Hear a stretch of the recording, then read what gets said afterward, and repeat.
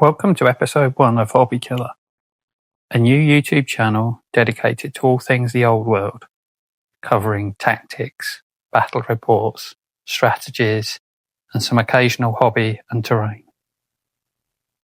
In this episode, we'll cover deployment, why it's so critical, and how games can be won or lost in it without you even realising. So why is deployment so important? Well, firstly, it's something that you're guaranteed to do in every single game that you play. Also, is one of only 2 decisions you completely control in the game, the other being selected your list. Every other decision you make in the game is impacted in some way, shape or form by your opponent. The way you deploy determines how your army will function and the impact of any synergies you have, such as being in range for a spell or being in range to gain leadership.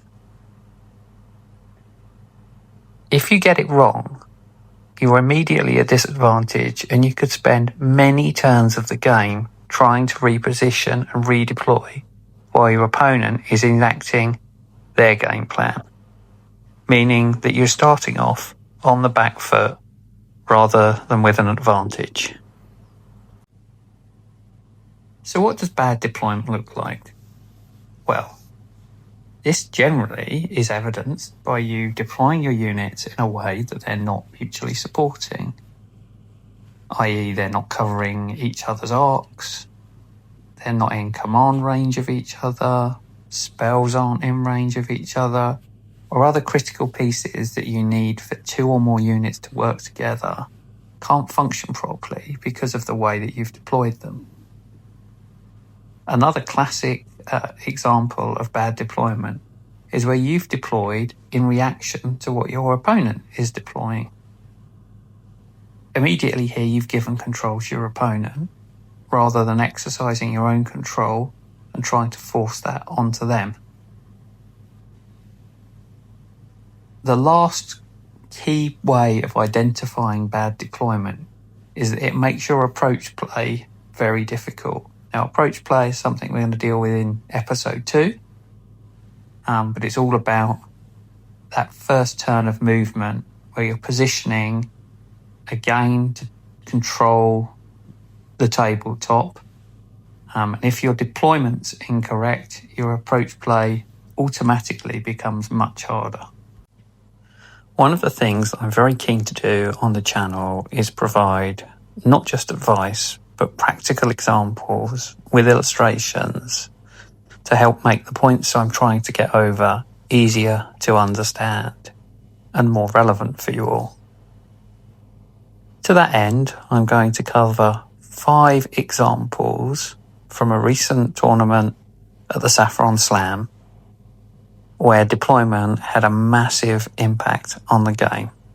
I go so far in to say that 3 of the games I'd won in deployment. 1 of the games I probably lost in deployment. And the last game, the opponent's deployment wasn't bad, but it did hamper his approach play, which ultimately cost him the game. So without further ado, we'll dive into the first of the 3 examples where deployment lost my opponent the game. So for this event, I took a Cathay list that had 2 cannons, 3 Shigangin generals, a Shigangin lord, 2 Sky Lanterns, a block of 26 Jade Guard, and 2 units of 13 Jade Guard, one with the banner of no fly. So not a particularly friendly list, but this article isn't really about lists, it's about deployment. So in my first game, I faced off against a really nice guy called Matt, with a really lovely painted Tomb King army. Slightly unusual in that it was large blocks of infantry. I guess that's a positive thing as we move into kind of 1.5 edition. And a lot of the scenarios at the Saffron Slam had kind of diagonal deployment, kind of pushed you back towards a long edge. So Matt's key threats to come and cause me problems were his 2 Necrosphinxes and his Armour of Ages king on a Bone Dragon, which is very, very difficult for me to hurt outside of the damage the cannons do. That was obviously very concerned about the cannons, and where he kind of went wrong in deployment was he hid all of his large threatening targets behind a building up in the top right hand corner of the board. So kind of in the image you can see on screen, the Necrosphinxes are kind of parked behind each other to the north of the building, and the king on the dragon is kind of looking south. So it's great in that, my 2 cannons can't target them there. However, they're out of the game. They're not supporting anything. To do anything, they're going to have to move forward anyway and take a turn of shooting. And I'm not going to be stupid enough to move into range of them without that. So whilst Matt's deployed defensively, he has basically taken those threats out of the game. So I can now deal with his army in parts rather than as a whole. And really what that allowed me to do in this game was, as you can see, the Sky Lanterns deployed and down in the bottom of the board. It gave them free rein to maul the infantry, because it's going to take a turn for Matt to move up to get the dragon in position to support the infantry, which is going to be behind them. I'm then going to stop him flying for a turn with the icon of Heavenly Fury. So he's going to be stuck there, and then I'm going to fly over the top and be next to his dragon, so it's going to be really hard for him to turn around and support me. It's a great example of where in deployment you think you're doing the right thing, i.e. protecting those large targets from cannon shots, but actually what you're doing is allowing me to enforce control over the table and dominate other areas because you haven't got those important pieces available to counter my threat. So here you can see how I've suggested he could improve his deployment. He could have his one Sphinx at the top of his infantry line behind the Tomb Guard, his dragon in the centre, and another Sphinx at the bottom facing upwards around the impassable terrain. This provides him cover for those infantry blocks, so all of his army is acting cohesively immediately, rather than as separate elements which allow me to pick them off at my leisure. There is a chance that he loses something to the cannons. That's a kind of an unfortunate fact of life when facing cannons. However, the king especially is pretty tough. He might lose a Necrosphinx, but his army can act as a whole and he can push up the table in a kind of a unified manner, which means he's going to have much more control on the game rather than the way he's deployed at the moment. Again, it's that concept of thinking you're doing the right thing, keeping those key models safe. Yes, you are keeping those key models safe in that I'm not going to get the points from them, but you're also keeping them out of the game. So they're having no effect on the game.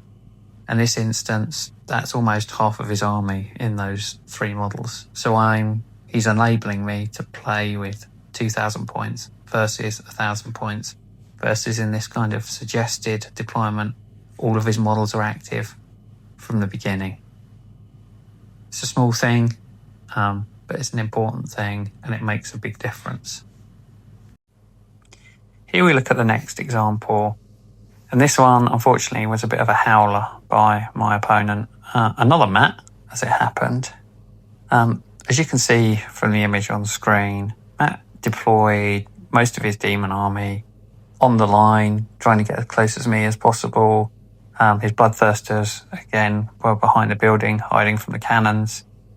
But the real massive mistake that Matt made here is he deployed so far forward and there was a hill in the back of his deployment zone that both of my Sky Lanterns could fit behind, be more than 12 inches away from any of his models, and out of line of sight from both of his cannons, thus making them completely safe. Didn't matter whether I went first or second, there was nothing he could do about them being there. And this effectively sandwiched him between the lanterns in the rear, which could shoot, but also being heavier chariots are not bad at charging units, especially things like the bloodletters, where they're going to do impact hits in the rear, disrupt ranks, cause all sorts of chaos. Matt just made it really hard for himself in this deployment here. So the fix for this one is really quite simple. All Matt had to do was simply deploy one of his skull cannons on the hill. It wouldn't have left me room to be more than 12 inches away from him. It wouldn't have cost him anything. The skull cannon could have moved up if it needed to and shot from the original, shot close to where it's originally going to be. And it's a real kind of important thing to remember. Don't leave gaps for scouts. You're completely in control of it during deployment. You can measure 12 inches. Don't leave a space for 12 inches, plus the models that have got to be deployed to fit anywhere. I mean, this was a huge gap because those Sky Lanterns are effectively on 4-inch square bases. On the diagonal, I probably had 18 inches of room to fit them both in. And it was kind of exacerbated with them being behind a hill, so they were completely outside of line of sight. Just that one small change would have made a difference. And Matt himself said pretty early in the game, oh, I should have done that. He sort of realised his mistake early on, which is great. But by that time, his goose was cooked. So, on to the next example. So this was actually my 5th game, but it's a 3rd example of where I believe my opponent's deployment cost him the game right from the get-go. Admittedly, this was a very, very hard matchup for my opponent, Pip, who had a beautifully painted classic Lizardmen army using the Renegades list, which caught me out a few times. But still, the power gap just in the army books between Cathay and Lizardmen is really great. So it wasn't just deployment, but deployment really didn't help Pip here. So a couple of things here. The Ancient Stegodon and the Bastiladons have actually got impactful shooting against Cathay, and they can do a reasonable amount of damage. Cathay doesn't have a lot of wounds on the critical pieces, but Pip had kind of split them up. The Bastiladons are on the left, the Stegodon is over to the right-hand side of the Temple Guard, all separate from each other again. Come back to the theme that we talked about in the first game, allowed me to pick things off piece by piece, rather than having everything together and presenting kind of a layered threat or counter to me. The Carnosaur, who's good against Sky Lanterns, causes terror. They can fail terror tests, they don't cause fear. Has a decent amount of damage impact. Again, is kind of over on the right hand side, away from where the lanterns are most likely to deploy. So can't really threaten very much. And lastly, the group of skinks over on the left behind the building were just really easy points. There was nothing protecting them. I could and did go down that side of the table to clean them out first. You don't have to get all the points to begin with. You know, it's a game where you want to constantly be scoring a small amount of points every turn, giving away as few as possible. That's going to win you the games. So lots of little things here, but they added up to making this game much easier to win than it could have been. I was lucky. I did win first turn. I did shoot off both Bastiladons with cannons. But that aside, if Pip had kind of deployed in the way I'm going to talk about in the next example, I genuinely feel that the game would have been much harder for me and Pip would have been in with more of a chance. Probably still not much of a chance due to the kind of the power imbalance between a very new book and a very outdated legacy army, but still would have made a difference. It's not potentially the easiest diagram to understand, but essentially what I'm recommending here is that Bastelazons and the Stegodons all go together on the right flank. They can move up and they can sweep round and support the centre. The Carnosaur deploys to the left of the Temple Guard block, kind of threatening the left 50% of the table. The Skinks both deploy kind of in the area the Bastelazons are, meaning they're much harder to get to because they're more grouped together with the army. If I move up with the Lanterns, the Carnosaur can threaten them. Also, Pip had travel mystical pathways, so it's quite easy for him to move around the Temple Guard block. Still would have been a very hard matchup for Pip, but I think it would have made it much more difficult for me to move in and again pick his army apart piece by piece. When you're in a difficult matchup, you need to try and make it as hard as possible for your opponent to get points off you, or points off you with no risk. And that's essentially what Pip allowed me to do by deploying the way he did, and not the way I'm suggesting, is pick things off with no risk, piece by piece, until in the end, unfortunately, he had no models left. Okay, so moving on from those three examples where I feel my opponent clearly lost the game in deployment. This game, which was my third game, was against Dr. Luke Blacksaw of internet fame. Great guy, I must admit. I was somewhat intrigued as to what he was going to be like in person, given his very gregarious, theatrical online presence. But actually, really nice guy, beautifully painted army with some absolutely gorgeous classic miniatures in there, and a real gent to play against. Definitely look forward to playing more games against you in the future, Luke, if you're listening. So this wasn't so much that Luke's deployment was bad in and of itself, but it really hampered his ability to dictate the game in his approach play. He deployed everything out of sight of cannons. I refuse to play where cannons can shoot through woods. It may be the rules, but I think it's fundamentally wrong, so I just don't do it. So, I kind of mentioned that before the game. However, Luke has kind of diluted his combat power here. So down in the bottom right corner, he's got 2 Shartax and a giant Chaos Spawn with a marker Nurgle. Up behind the building, he's got 2 kind of magic missile based sorcerers on chariots, another giant spawn of Nurgle, and most importantly, a Chaos Lord on a dragon, or as he likes to say, a Chaos Dragon that's got a Lord riding it. Watch his videos, you'll understand more. He's kind of split his kind of effective power up here, and what this allowed me to do was to dictate the centre of the table, allowing me to kind of pivot in the direction I needed to, and allowing those lanterns, as you can see, deployed there right in the middle of the table again, to kind of go where they wanted to.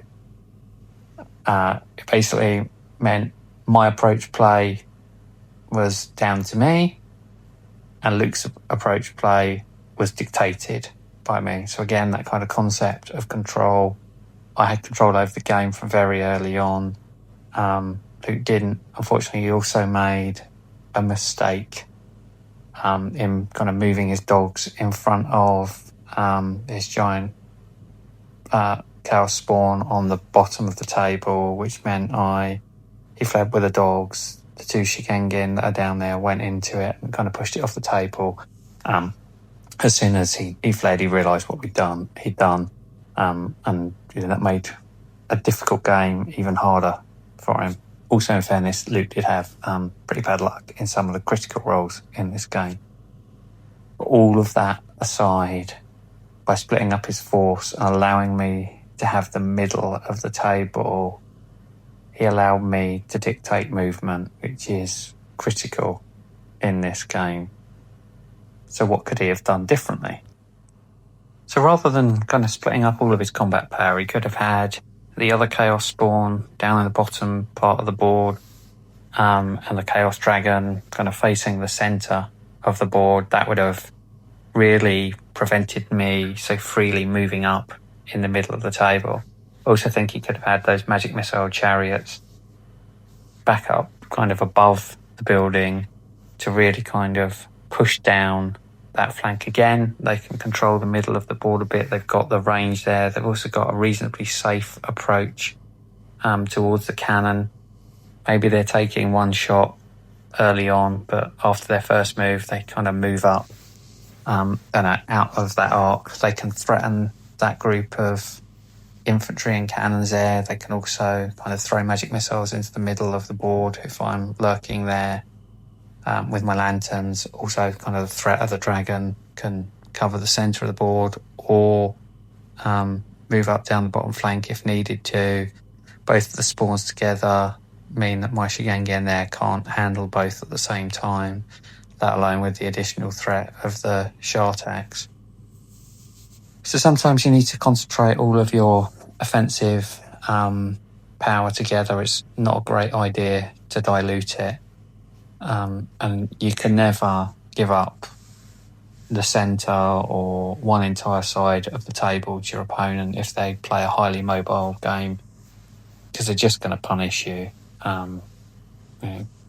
Movement in the game is just as important as deployment before the game. If you get either of them wrong, you're making it really hard for yourself. So it was a really enjoyable game. Luke played really well, but I think those just couple of things at the beginning put him on the back foot.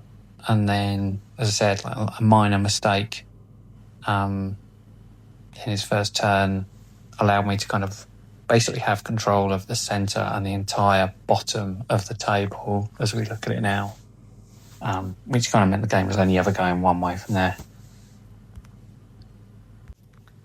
And the last example, just to prove that we are all human, we all make mistakes. This is a game that I definitely lost in deployment. It was against John Dale, good friend of mine, really experienced player, using an Orc and Goblin list that a group of us have been working on for a while, or variants of it, to challenge Cathay. Specifically, the Fanatics and the Doom Divers are really problematic for Cathay, especially the Sky Lanterns, as they want to get close to do the damage, and that puts them in range of the Fanatics, and the Fanatics should do an awful lot of damage to them relatively quickly. So here I deployed my Sky Lanterns over on the left, the idea being I wanted to kind of work down John's line, picking off the Night Goblins unit by unit. There's a first unit in the middle, there's another unit behind the wood, and another unit over on the right hand side. However, my massive mistake here, and pretty much by the third turn I realised what I'd done, and John and I talked about it afterwards, and we agreed if I'd made this small change it would have been a very different game, is I didn't use the terrain to my advantage.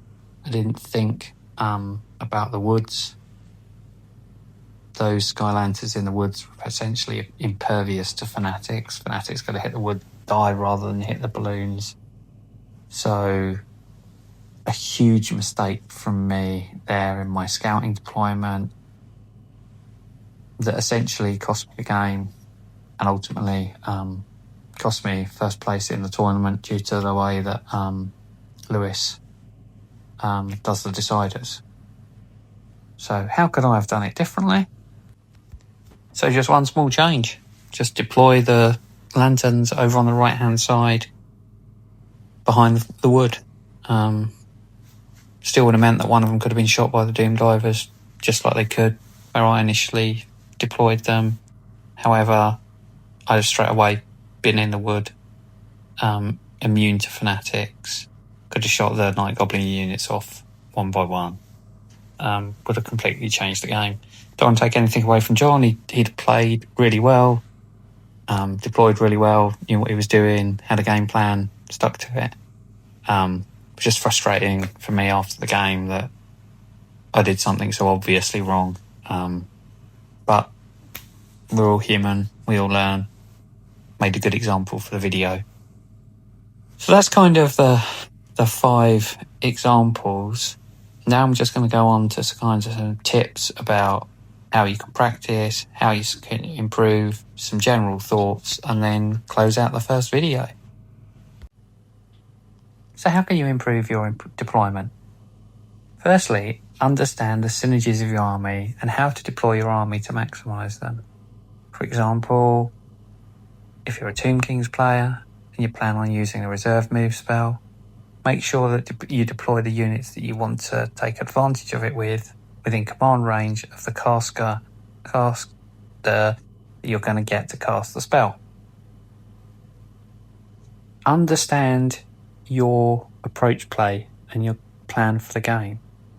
Do you need to rapidly move a couple of units up? Are they deployed in a way that they're not going to get in each other's movement routes? These are all kind of simple things that you can work out, plan and avoid. And too many times you see people making these mistakes in games and they're entirely avoidable. So, how do you start? Well, draw on a piece of paper how you want to deploy your army. This thing needs to be near this thing. Now, back to my previous example, my Shabti need to be in range of my Hierophant because he's going to cast the reserve move spell on them, because I'm going to deploy them on the 12-inch line, shoot with them, and then move them backwards. And that's kind of going to be my game plan. So just kind of draw it out. You don't need to try to draw it to scale, but roughly work out what needs to go where. Once you've done that and you're comfortable with it, and share it with your gaming buddies to see if they've got any ideas. Get your terrain out on a board, scatter it randomly, and then deploy your army. Work out kind of whether it's going to fit, where the best place is. The important part of this is there's no opposing player that you're deploying against, and that's really important because you need to know how you want to deploy first and then worry about what your opponent's going to do. And just repeat this. Just kind of update your drawing if you need to, scatter your terrain, deploy your troops, work out the problems you're going to have in terms of shooting lanes or movement. If you've deployed compulsory movers in front of other troops, or other troops in front of compulsory movers that are going to trip up each other. If you've deployed a slow-moving unit in front of a fast-moving unit, that's going to hamper the fast-moving unit. Just have a think about all these things and kind of practice it until you're comfortable with it. It's something you can do entirely in your own time. You don't even have to get models out. You can use bits of paper or card that are the right size. Really easy to do. Really powerful kind of training aids to improve your deployment. So, here are kind of my final tips on deployment and what you should do to be more effective in it. The first one is have a standard deployment that pretty much you always use that only has some variability in that. So what do I mean by that? So a good example is with my Cathay army, my 3 units of Jade Warriors and my 2 cannons pretty much always deploy in the middle of the board. The big unit in the middle, 2 units either side. The unit with the icon of Heavenly Wrath, the no-fly banner, is usually deployed in the safer side of the 2, and then my 2 cannons behind it. My Shigengins typically operate as a pack on one side or the other, and then typically whichever side they go on, my Lanterns scout on the other. I'm not really looking too much at what my opponent's doing because I can't control that. What I can control is how my army deploys, how it's all going to work together, and how I'm going to enact my approach movement. It's a lesson I learned a long time ago. If you're kind of reactive in your deployment phase, you're already allowing your opponent to control the game. Be precise, measure everything. Too many times have I done, and certainly seen other people, be half an inch or even a millimetre, well, you kind of generally let that go. Outside of command range or outside of range for a spell, that's entirely avoidable. That's just poor play and laziness. So measure everything. If you're not sure, put markers down as you're deploying things to help yourself think about it kind of before you, kind of in chess terms, take your hand off something when it's deployed. Make sure you're entirely happy before you say to your opponent, okay, your turn.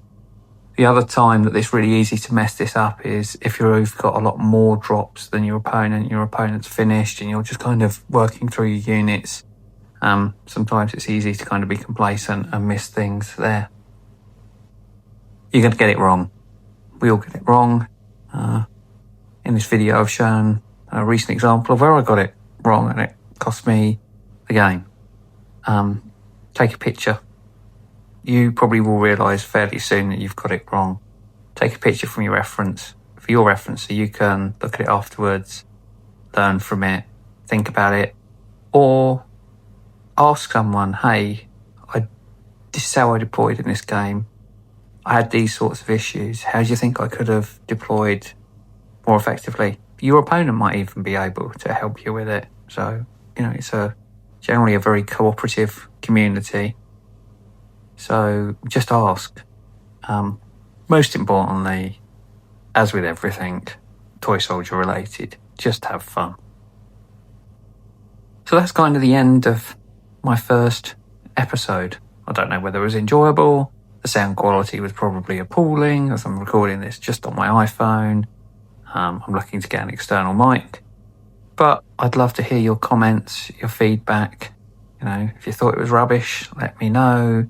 If you thought the visuals didn't work, let me know. If you like things, let me know. I'm only going to do this if I think it's worthwhile, and I don't know very much about doing it at all. So people's feedback is great. Obviously, if you can kind of do the generic YouTube stuff, like, subscribe, leave a comment, apparently it all helps. Also, they tell me. And I look forward to the next one. Most of the episodes will be about this length. I'm not going to do huge 2-3 hour long episodes. They're designed to be digestible and hopefully helpful. So that's it. Thanks for listening, and hopefully I'll see you again soon.